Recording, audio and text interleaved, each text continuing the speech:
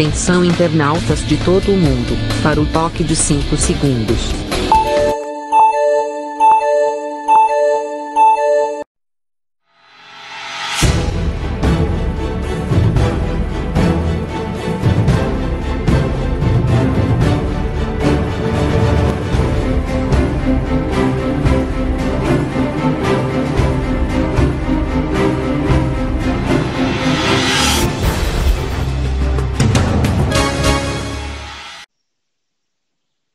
Muito bem, começando mais uma live aqui pela viamorena.com.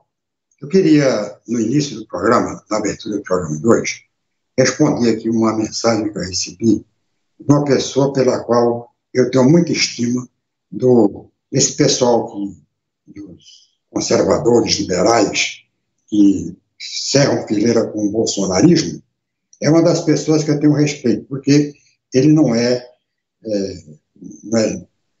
nenhum radical, é uma pessoa que tem puro conhecimento, mas ele me mandou uma mensagem hoje que eu gostaria de responder para ele e para todos aqueles que pensam exatamente igual a ele, a meu respeito e a respeito das pessoas que estão defendendo o isolamento social. Meu amigo Osman Carlos de Matos. Ele diz, abre aspas, pessoas como Sérgio Cruz, apesar de estar no tal grupo de risco, assim como o próprio presidente Jair Bolsonaro, já sessentão, a respeito do Covid-19, mas tem a sua dispensa de víveres garantida, pode usar o seu microfone para gerar o pânico e até rotular outras pessoas que não têm essa dispensa de víveres insensatos.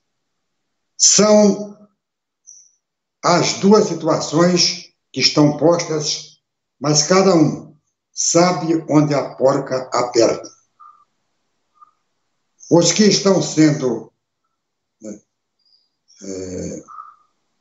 nisso percebo que políticos que rotulavam o presidente Jair Bolsonaro de déspota são os que estão sendo usando a Covid-19 como desculpa. Nisso, até o STF, que foi posto como o guardião do império da lei, no seu Estado de Direito Democrático, está sendo o primeiro a detonar, onde mesmo até o direito de liberdade de expressão do cidadão foi posto em xeque.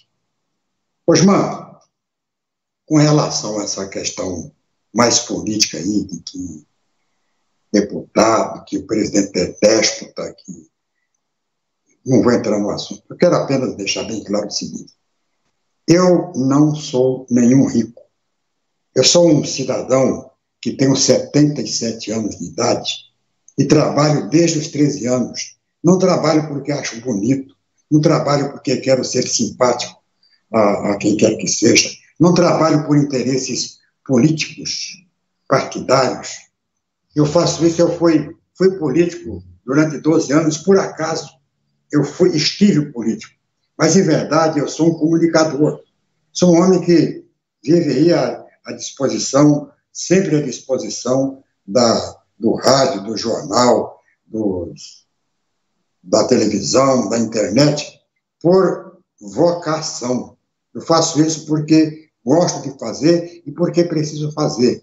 Já tenho idade para cuidar de neto, para ir dormir, para não ter que ficar esquentando a cabeça. Mas eu faço porque preciso fazer. Então, não sou eu um cara que tem fartura de víveres, né? A sua casa está cheia, sua dispensa está cheia. Não. Se minha dispensa, eu tenho o suficiente para comer, como qualquer cidadão na minha idade que trabalhou durante a vida inteira. Entendeu? Mas não sou nenhum cara rico, não faço isso porque não defendo isolamento social por questões políticas, absolutamente nada disso.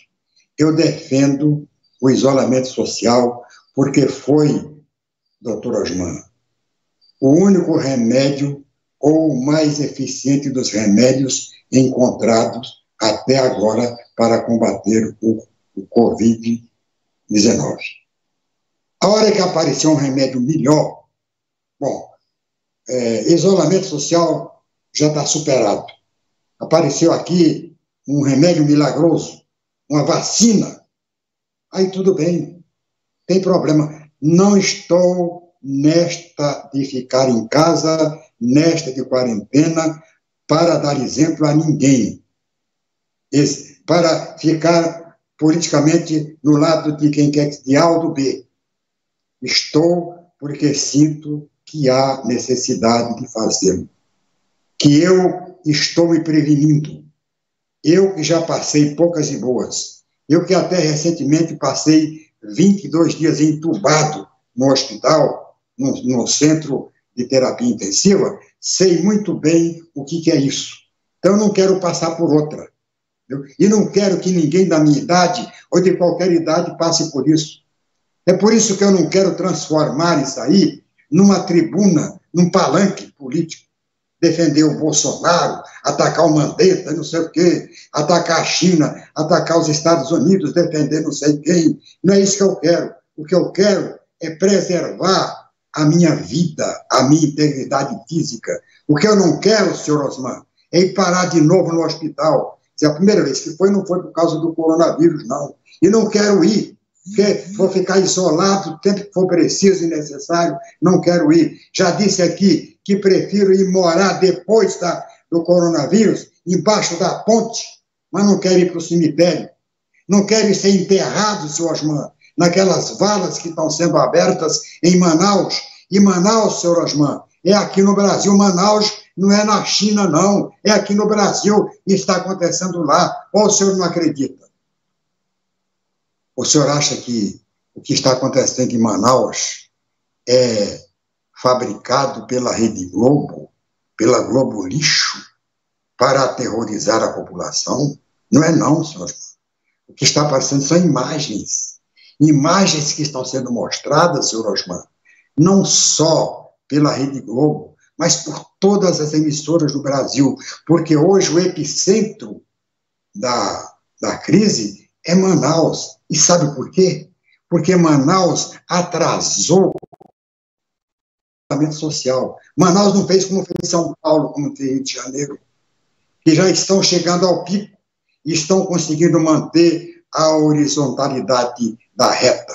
Tá? Estão conseguindo por quê? Porque fizeram contra tudo e contra muitos o isolamento social. Por que Campo Grande hoje se mantém, né, num ritmo desejável? Mato Grosso do Sul se mantém num ritmo desejável, porque aqui foram tomadas as providências necessárias e imediatas. Aqui o prefeito Marquinhos Trade teve coragem de decretar o toque de recolher, teve coragem de fechar o comércio. Aqui o governador Reinaldo Azambuja não faltou apoio aos prefeitos. O governador Reinaldo Azambuja botou barreiras sanitárias e coisas que muitos dos outros estados não quiseram fazer, na conversa de que não adiantava, que não sei o quê, porque era uma gripezinha. Está aí, Manaus está aí. E eu tenho medo, Dom Osman, é que aconteça aqui aquilo que está acontecendo em Manaus. A gente não... Ou Manaus não existe, ou Manaus está fora do país. Não estou nem preocupado com o que está acontecendo nos Estados Unidos, que é tão grave como está acontecendo em Manaus. Mas está acontecendo, estou preocupado com aquilo que está acontecendo em nosso quintal, aqui dentro de casa. E é por isso, senhores, mas não é porque eu tenho dispensa cheia, minha dispensa, o Bolsonaro sim tem dispensa cheia, tem os melhores médicos, se não der jeito aqui, vai para os Estados Unidos, como fez o Figueiredo, né, quando deu problema de coração, em vez de tratar aqui no SUS, ele foi lá para os Estados Unidos. Eu não tenho isso. E é por isso, senhor Osmar, que eu estou preocupado, porque eu não tenho nenhuma regalia. Tenho regalia nenhuma, eu tenho um pequeno plano de saúde, só, mas vai dar conta? E eu tenho que ter preocupação só comigo? Não, tenho que ter preocupação com pessoas do meu grupo de risco. com os trabalhadores que estão tendo que trabalhar na área de saúde, com os trabalhadores que estão tendo que trabalhar nos supermercados, nas lojas, em todos os lugares para garantir este precário isolamento que está aí. Agora, o que se pede, senhor Osman, é que pelo menos se use máscaras, que não se aglomere, só isso. Não tem nada de mais, não tem nada de impossível de se fazer do que aquilo que está sendo recomendado hoje, que é usar máscaras. O que custa botar uma máscara, sair na rua com uma máscara? Não custa nada. O que custa dentro da igreja dar um espaço de 2 metros entre uma pessoa e outra? Não dá, tem nada. Agora, senhor Osmar, o que eu não posso admitir é que o mau exemplo saia daquele que deveria dar o exemplo, que é o presidente da República. O presidente da República que estimula a aglomeração. E eu não estou mentindo, não, senhor Osmar. Não estou fazendo um fake news aqui, não. Está aí, as imagens estão aí. O presidente todo dia sai do palácio esperando um grupo de blogueiros em frente do Alvorada para conversar. Todo mundo sem máscara, todo mundo junto, apertado, tossindo na cara do outro, cuspindo na cara do outro, como aconteceu aí recentemente no assunto que eu já falei aqui, dessa essa falange que se reuniu diante do quartel-general do Exército, do quartel-general do Exército em Brasília. Quer dizer, além de cometer um ato de subversão à Constituição e à lei, os caras ainda foram para lá sem máscara, abraçados um ao outro, cuspindo na cara do outro, gritando palavras de ódio na cara do outro, e vai lá o presidente da República para apoiar isso aí. Quer dizer, essas coisas eu não posso admitir uma pessoa que tem um mínimo de inteligência entender que isso aí não pode misturar, entendeu? O bolsonarismo contra o lulismo. Isso aí é o maior erro que o Brasil está cometendo hoje, é essa amaldiçoada polarização. Polarização que não devia existir. O brasileiro devia estar hoje, todo ele atento, precavido com a questão, com o problema do coronavírus, da pandemia. Eu estou vendo gente torcer e achar que não morreu ninguém, torcendo para morrer gente. É isso que exatamente isso que eu não quero, é isso que eu estou tentando explicar para as pessoas que estão acompanhando a minha participação no rádio, na televisão, aqui nessa live e na internet. Que eu tenho tentado explicar. Então, está explicado, meu amigo Osmar, não me queira mal, entendeu? Mas a minha posição não tem nada a ver com aquilo que você imagina que seja. Que eu seja um cara rico, muito dinheiro, eu posso... Tá? Então, não é nada disso. Só para deixar claro essa situação.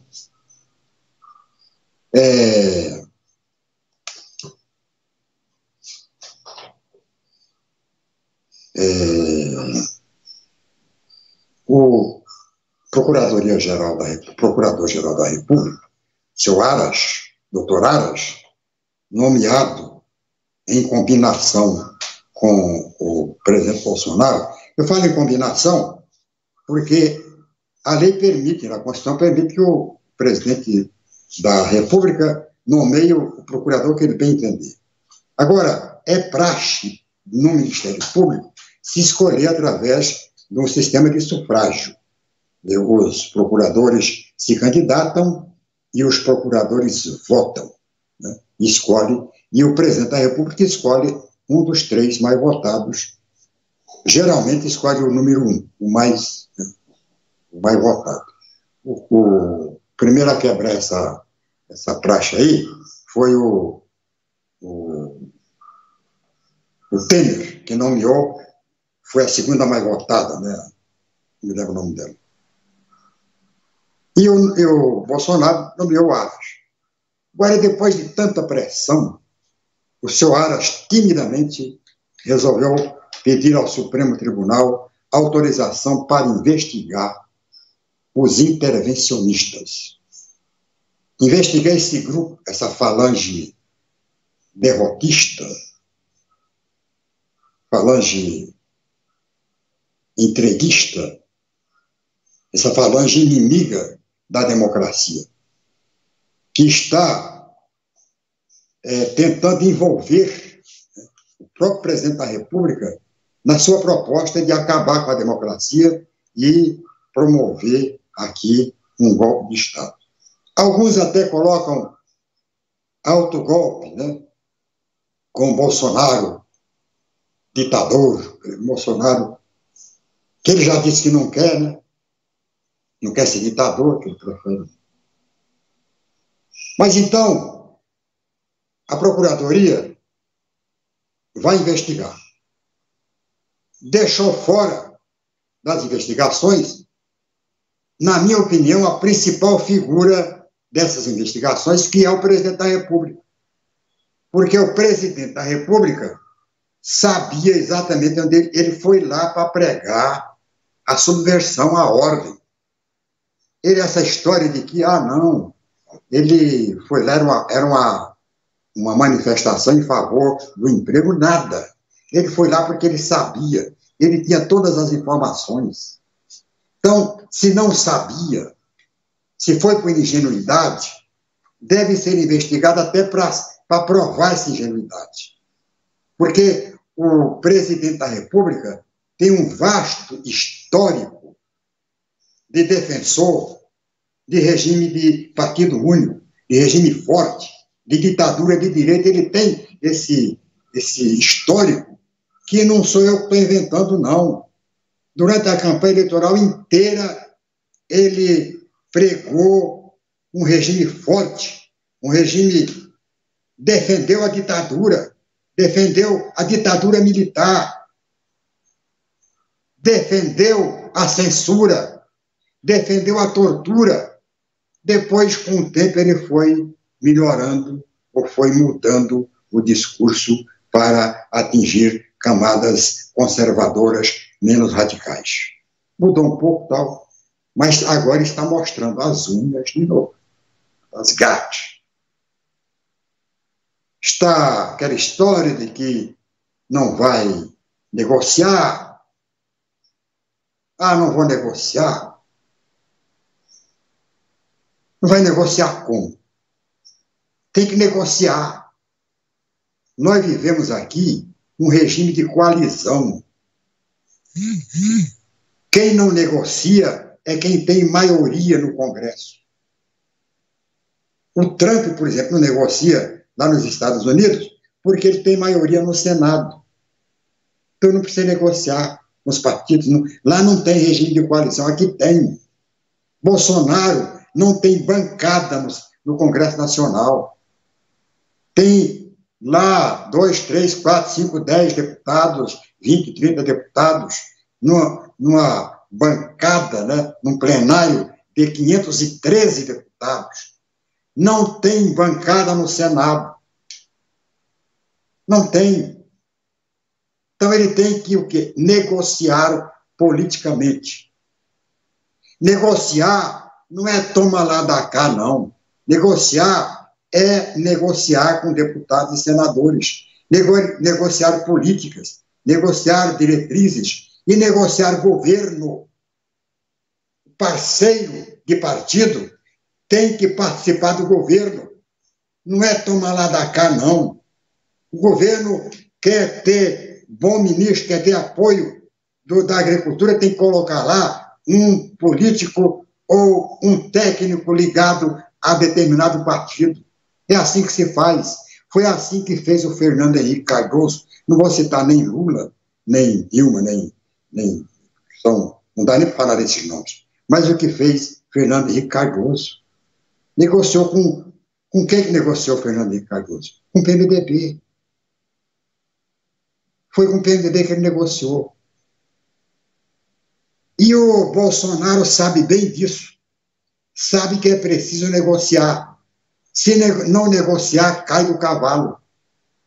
Se tentar empurrar todos os projetos mesmo contra os interesses da nação ou a favor, sem negociar com o Congresso, não aprova.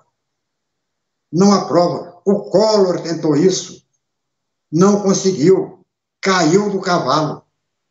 O Alcides Bernal tentou isso aqui em Campo Grande, quando foi prefeito, não conseguiu, não negociou com a Câmara, perdeu o mandato. Então, não se trata de impeachment, de perder mandato, nada. Até porque o senhor Bolsonaro, com 28 anos de mandato, dentro do regime de coalizão, ele sabe que tem que negociar. Tanto sabe que já está negociando. Tanto sabe que já está negociando com o Centrão para tentar derrubar o Maia, para tentar derrubar o Alcolumbre, nomes que ele colocou lá. O Maia é presidente da Câmara porque teve o apoio irrestrito do Bolsonaro. O Alcolumbre é presidente do Senado porque teve o apoio irrestrito do Bolsonaro, dos senadores dele, das redes sociais dele, dos robozinhos dele nas redes sociais. Se não lá, poderia estar no lugar do Alcolumbre a Simone Tebet. Mas o Alcolumbre não abriu mão e teve o apoio do Bolsonaro. Então, gente, essa história de investigação, de coalizão, não pode, não vou negociar. Governante, no regime democrático, tem que negociar. E não precisa fazer corrupção, não. Não precisa fazer corrupção. Negocia com o partido. E ele está negociando cargos. Já, a imprensa já mostrou os cargos que ele está negociando com o Centrão. O Centrão, que é o pior que pode existir em matéria de parlamento, é o Centrão. Ele está negociando com o Centrão. Não vou falar nada, porque daqui a pouco ele, o próprio Bolsonaro, vai ter que falar. Ele, o Bolsonaro, vai ter que falar que está negociando. Aí eu quero ver o bolsonarista aplaudir, e vai aplaudir, porque é o Bolsonaro que está falando. Ele vai dar uma desculpa, não, porque tal, e vai todo mundo aplaudir. Então, eu não sirvo para isso. Tá? Eu não sirvo esse tipo de jornalismo, jornalismo que aplaude, jornalismo que defende. Não, eu estou falando aqui um jornalismo que não é para agradar ninguém, não. Não é para agradar nem bolsonarista, nem para agradar lulopetista. É um jornalismo que eu faço para manter a população minimamente informada do que se passa, principalmente nos bastidores. Queria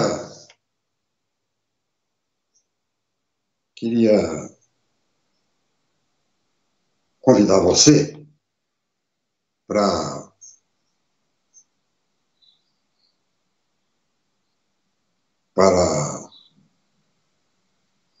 comigo analisar aqui uma proposta que foi feita, quer dizer, é uma coisa muito simbólica também, mas tem muito a ver com o que está acontecendo hoje. Uma proposição defendida ontem pelo secretário de Saúde do Estado, que, como eu, está preocupado com o afrouxamento da quarentena, do isolamento social, está preocupadíssimo. O que ele propõe? Bom, a gente vai ver daqui a pouco, depois do tempo, em Brasília e em Mato Grosso do Sul.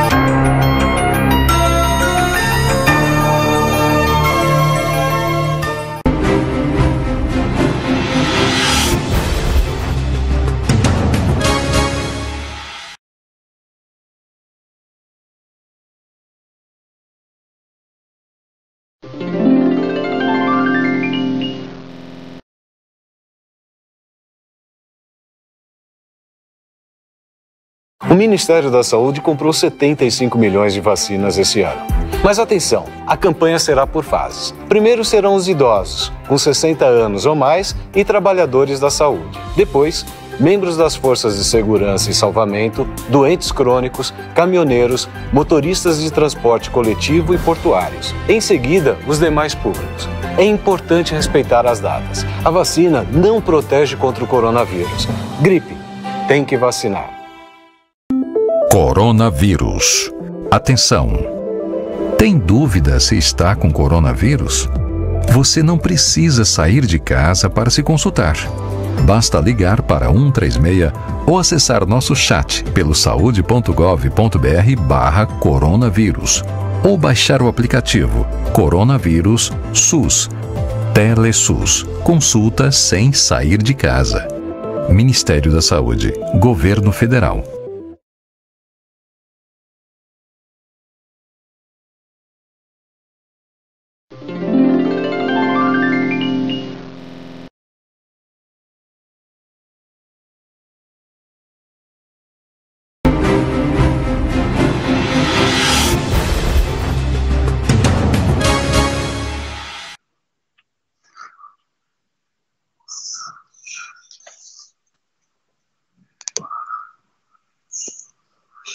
Está no ar?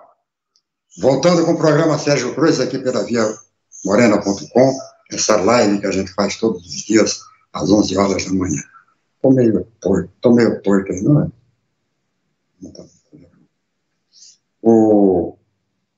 É o seguinte, o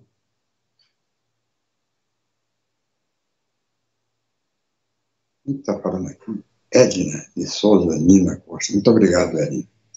Eu convidei você para essa segunda parte da live para a gente falar aqui sobre um assunto, continuar falando sobre o coronavírus. Mas antes, eu gostaria de prestar aqui minha solidariedade à ministra Tereza Cristina Corrêa da Costa. O presidente Bolsonaro tem no seu quadro técnico grandes nomes que têm realmente merecido o respeito de toda a sociedade brasileira. Tem aí o Sérgio Moro, que é um grande ministro.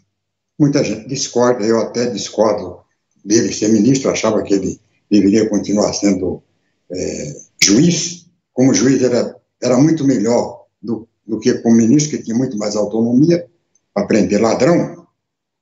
Tem aí esse ministro da tecnologia, o astronauta, que é uma pessoa, né? Tinha o Mandetta, né? E entre todos os ministros, sem desmerecer nenhum ministro do Bolsonaro, pelo nível, tem uma que se destaca, uma figura que se destaca, que é a da nossa conterrânea Tereza Cristina Corrêa da Costa.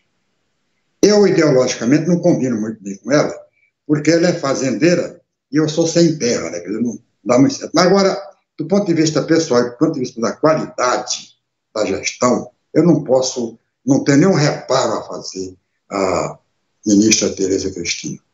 Foi secretária de Agricultura aqui no Mato Grosso do Sul durante 8 anos, exerceu com qualidade excepcional a sua gestão, é ministra porque é líder da categoria, da classe, né, do agronegócio no Brasil, e tem conseguido, né, no Ministério, uma relevância extraordinária, em que pese toda a campanha que sempre foi feita contra ela, e agora se acirrou com intensidade preocupante e revoltante, porque ela quis e quer fazer no Brasil, tornar o Brasil um país com toda a independência para exercer suas políticas, principalmente suas políticas internacionais, de negócios internacionais.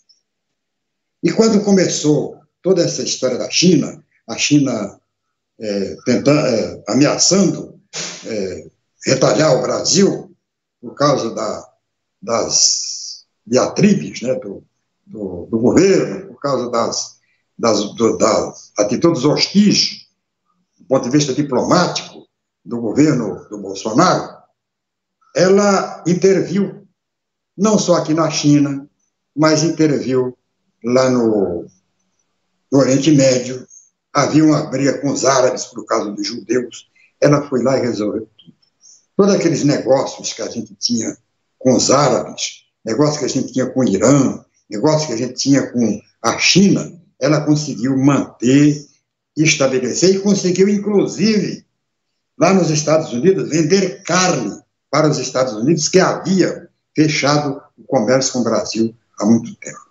Então, ela realmente tem uma grande representatividade. Não confronta o presidente da República, não faz politicagem, nem política no Ministério, tem tido uma atuação eminentemente técnica. Então, ela não merece o que o gabinete do ódio está fazendo com ela, que são essas maledicências, né, veiculadas nas redes sociais, tal, tentando ligar a figura dela aos chineses, tal, que não tem nada a ver. Ela é brasileira, é até nacionalista, mas tem uma visão internacionalista da questão comercial e sobretudo, com o agronegócio. E tem desempenhado com maestria esse seu mandato perante a titularidade do Ministério da Agricultura. Não é porque é nossa conterrânea, é porque é a melhor ministra do quadro de ministros do Bolsonaro. Seria lamentável, né, que ela tivesse que vai deixar o governo e tal, para Mato Grosso do Sul, seria um desastre. Já perdeu o ministro da Saúde, né, que o Bolsonaro não vai achar um outro melhor que esse nunca. Está aí o que está aí agora, o Taishi, totalmente perdido. Está começando a entender o que é o coronavírus agora. O coronavírus já está se preparando para ir embora. Ele agora está tentando informação, não comunica à imprensa, criou uma barreira, um muro entre a informação e o Ministério. Então, Mato Grosso do Sul, o Brasil, perderiam dois grandes eméritos, meritórios trabalhadores do primeiro escalão do governo. A não ser que o governo queira igualar tudo, né, mandar todos aqueles que trabalham, aqueles que querem elevar o nome do Brasil, o Brasil acima de tudo, né? E o Bolsonaro acima de todos, né? Hoje está assim. Você não pode criticar. E a Tereza Cristina não criticou, nunca viu. Ela sempre tratou o governo com muita... atribuiu tudo que está acontecendo, que ela está fazendo bem sucedido, atribuindo não a ela, mas ao governo. Então, fica fácil. Bem, mas voltando à vaca fria do coronavírus, ontem, assistindo a Rede Globo, o jornal local da Rede Globo, vi uma entrevista interessante do secretário Geraldo Rezende. Eu vou mostrar a entrevista, com licença ao MS 2, para depois a gente comentar este fato. Mostra aí. O secretário estadual de Saúde, Geraldo Rezende, está aqui com a gente hoje ao vivo para falar sobre as ações do governo para tentar conter o avanço da pandemia em meio às flexibilizações das normas de distanciamento social defendidas pela Organização Mundial de Saúde. Secretário, mais uma vez, obrigada pela presença do senhor aqui. Vamos começar falando sobre essa taxa de incidência. Por que vocês resolveram adotar essa estratégia? Como é que pode nortear as ações do governo? Boa noite para o senhor. Boa noite. É uma tabulação que nos dá condições de poder trabalhar e fazermos ações efetivamente tão logo detectemos um aumento expressivo em cada cidade do estado de Mato Grosso do Sul. Isso é uma média entre a população já existente e o número de casos que até o presente momento existe naquele município e, logicamente, fazendo essa tabulação, nós estamos verificando onde há a maior incidência do Covid aqui no Mato Grosso do Sul. Vendo aqui, Três Lagoas, por exemplo, está com uma incidência alta, lá já tem 2 mortes registradas. Como é que o governo pretende reforçar as medidas por lá, nessa cidade, na região? Nós estamos trabalhando bastante sintonizado com todas as secretarias municipais de saúde, com todas as prefeituras, fazendo com que possamos acrescer na capacidade instalada das unidades hospitalares nesses municípios, novos leitos clínicos e novos leitos de UTI. Para Três Lagoas mesmo, já celebramos um compromisso de financiarmos 10 novos leitos em conjunto com o Ministério da Saúde.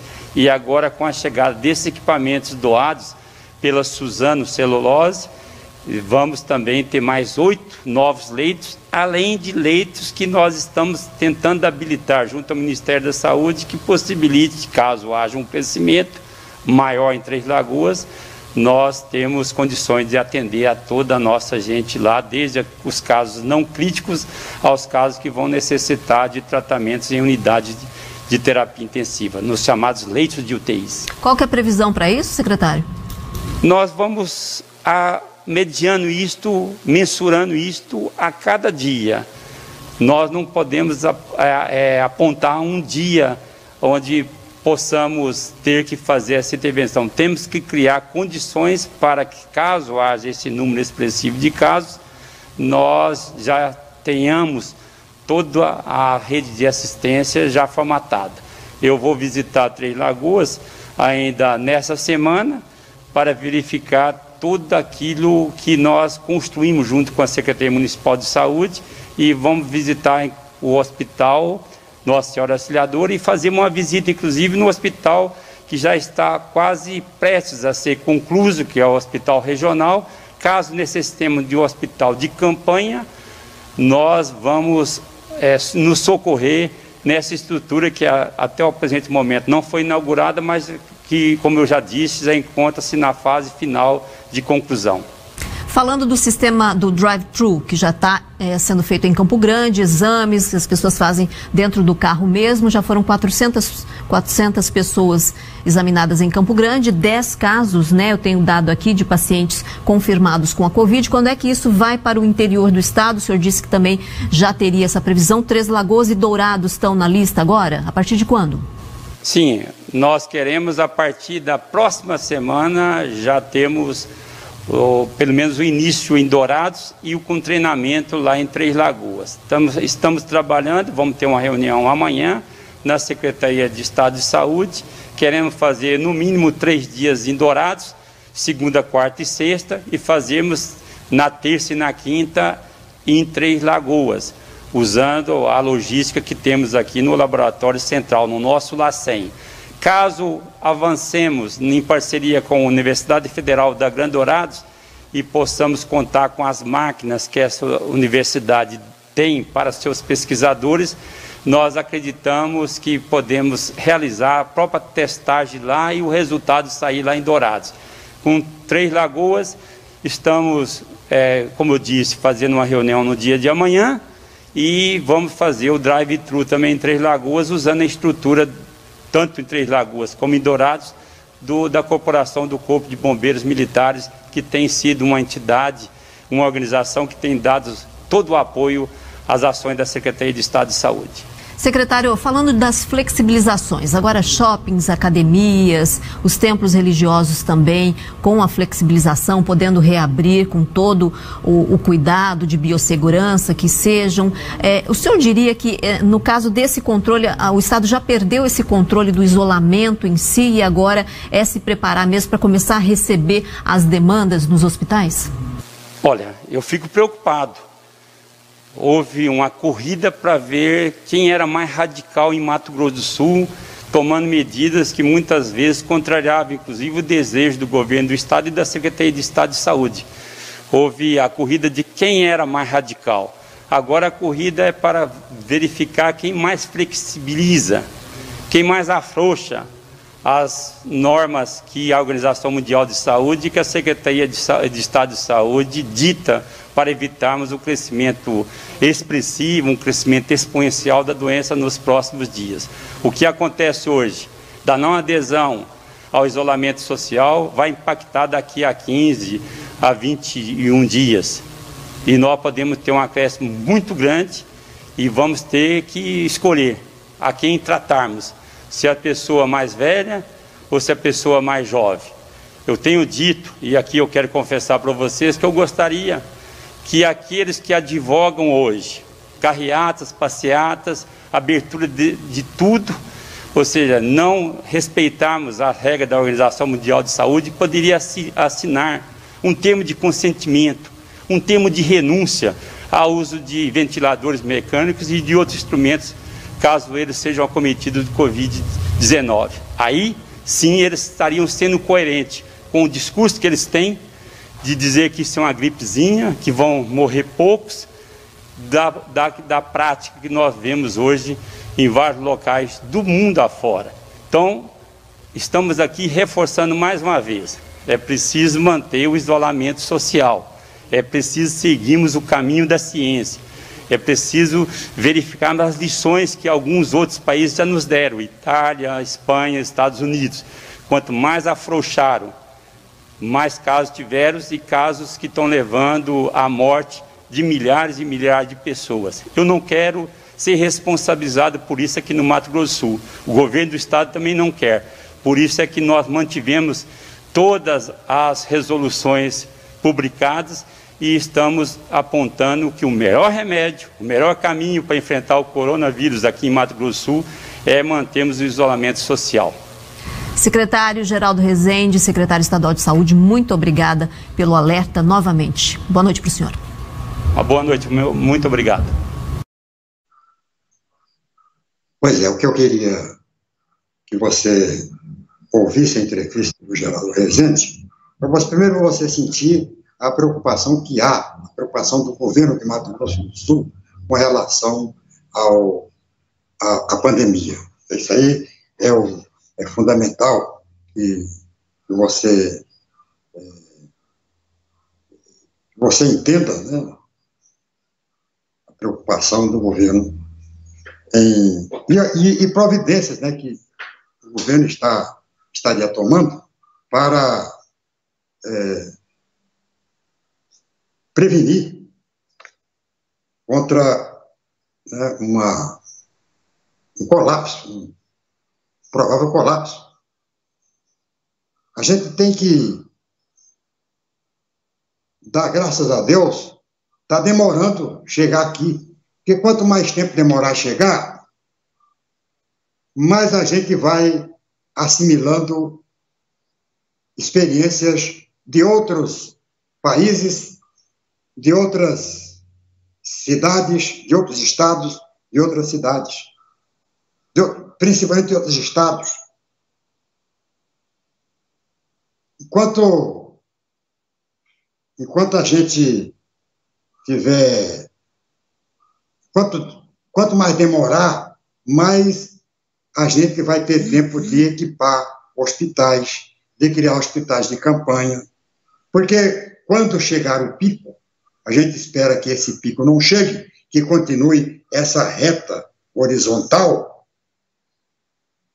os nossos hospitais vão dando conta, porque se chegar ao pico e a gente não estiver preparado, aí vai ser o caos.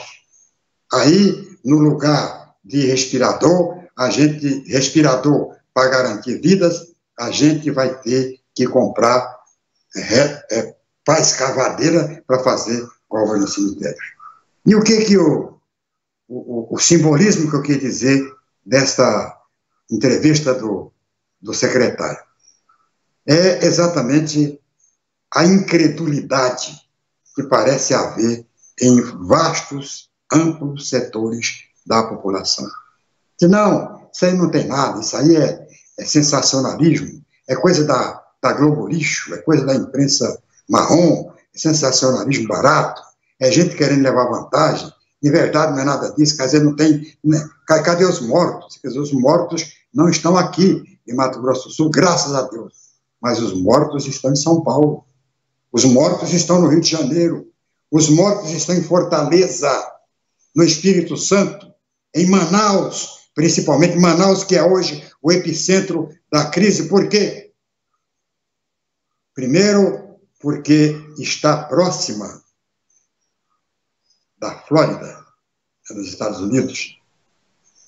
Manaus é bem mais próxima da Flórida do que de São Paulo. De toda a primeira estação de conexão no Brasil, vindo dos Estados Unidos, é Manaus. Manaus tem a Zona Franca, que é a indústria estimulada pelo governo. E tem o pior, não se preveniu quando os outros se preveniram. Não decretou o isolamento quando São Paulo fez, quando o Rio de Janeiro fez, quando o Campo Grande fez. Deixou para depois, deixou correr frouxo. Foi na onda da gripezinha. E agora está numa situação de tragédia. Então, o que propõe o Geraldo na entrevista dele? Tudo bem. Tem aqueles que acreditam na letalidade do vírus, como ele, o secretário, eu e muitos outros, e tem aqueles que não acreditam. Não, isso aí é fofoca, não é nada. A H1N1 é muito mais perigosa. A dengue é muito mais perigosa. Então, o que o secretário propõe? Já que você não acredita que a coronavírus é perigosa, que o coronavírus é perigoso, que é um vírus que está matando, faz o seguinte, assina um termo de responsabilidade, abrindo mão do seu direito a ser internado. Não, eu não assino, não. Declaro, assumo a responsabilidade, tal, que não acredito no coronavírus, e que o meu leito no hospital, caso eu venha a contrair a doença, seja destinado a uma pessoa que acreditou, né, que ficou em casa, que perdeu o emprego. Isso, faz isso. E eu, no meu comentário de hoje, no programa do B, até arrisquei a um palpite que ninguém assinaria um documento desse. Ninguém. Mesmo aqueles que dizem que não acreditam, que tal, nem esses assinam. Ninguém assina. Porque, no fundo, todo mundo sabe que o coronavírus mudou a história do mundo, que o coronavírus é sinônimo de tragédia, de caos, e que pode atingir a qualquer um. Não tem rico, não tem bolsonarista, não tem lulopetista, não tem um diabo que os carregue. Se não tomar cuidado, se não se prevenir, corre o risco maior de contrair o Covid-19. O risco maior. E é por isso que eu estou trancado em casa. É por isso que eu não ponho o nariz na rua. Por quê? Porque eu estou convencido, e assumo isso, estou convencido de que o coronavírus mata. e mata primeiro o pessoal do grupo do risco, que somos nós, idosos, depois as pessoas que têm doenças respiratórias, doenças do coração. E, em primeiro lugar, primeiro risco é aquele que não se cuida, porque aquele que não se cuida, além de estar ameaçado de ser contaminado, ainda leva esta ameaça a pessoas que não têm nada com isso, as pessoas que estão se preservando, as pessoas que estão se cuidando. Então, eu fiz, o Geraldo Rezende sacou direitinho aquilo que eu estava, vamos assinar. Mas não, a grande petição nacional de que não temos medo do vírus. Estou me dirigindo aqui àquelas pessoas que estão indo para a rua sem máscara, que estão se abraçando, que estão tomando tereré, estão tomando chimarrão, que estão participando de cultos religiosos aglomerados, como foi mostrado na televisão. Aqueles que estão indo pedir a queda da democracia, aqueles que estão indo pedir a ditadura, a volta do AI-5. Pessoal, assinar, aproveita, assina isso aí. Assina. O presidente da República assina isso. Agora, gente, falar em presidente da República, uma coisa tem que ficar bem definida. O novo ministro tem que vir a público com as informações que ele tem para mostrar qual é a verdadeira situação do coronavírus e como técnico mostrar aquilo que o brasileiro tem que fazer. Como o brasileiro tem que agir para contribuir com o final dessa expectativa, o final dessa onda mortal que está aí. Ele tem que vir e mostrar. Mesmo que tenha que combinar antes com o presidente da República. Porque aí nós vamos ter uma linguagem única, a linguagem do presidente da República e a linguagem do Ministério da Saúde. Para não acontecer agora o que aconteceu no tempo do Mandetta.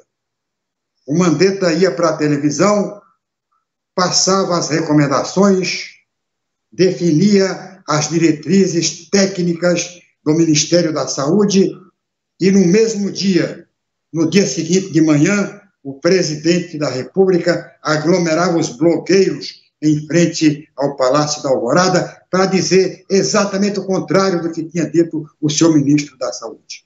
Para que isso é bom que não aconteça. É bom que seja uma linguagem única, unificada, que a linguagem do Ministério da Saúde seja a mesma linguagem do presidente da República. Sabe por quê? Para orientar a população. Porque, em verdade, o que está acontecendo é uma verdadeira desorientação para atender interesses partidários, para atender interesses políticos.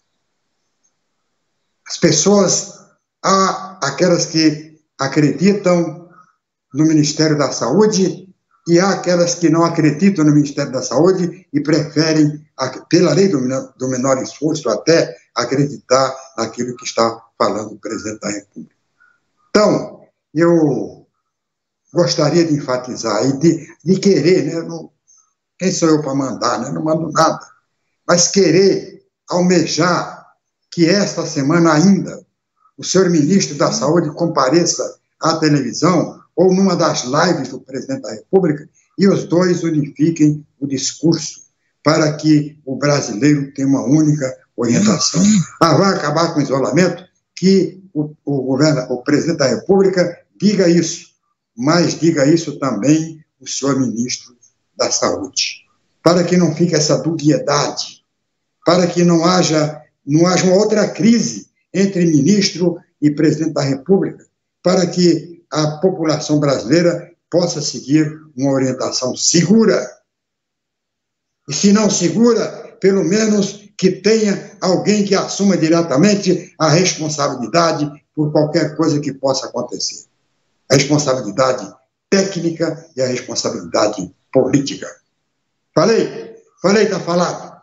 Bem, vamos encerrar essa live de hoje, mas você pode continuar ligado na viamorena.com, no site viamorena.com ou viamorena.com.br. Vamos ter, depois desse programa, dessa live apresentada ao vivo, aqui das 11 ao meio-dia, vamos ter em seguida desenho animado, depois nós temos várias atrações, shows, documentários, entretenimento com desenhos animados, para que você possa diversificar um pouco essa sua audiência aí no seu isolamento, a sua audiência sobre notícias do vírus, né, que agora estão chegando as piores notícias, e notícias que têm que ser dadas. Você não pode esconder a notícia, não, mas vai ocasionar um pânico, não vai ocasionar nada, é mostrar a notícia, a verdade está acontecendo. Você ocasiona pânico e histeria quando é mentira, mas quando é verdade, não. A verdade dói, mas tem que ser dita.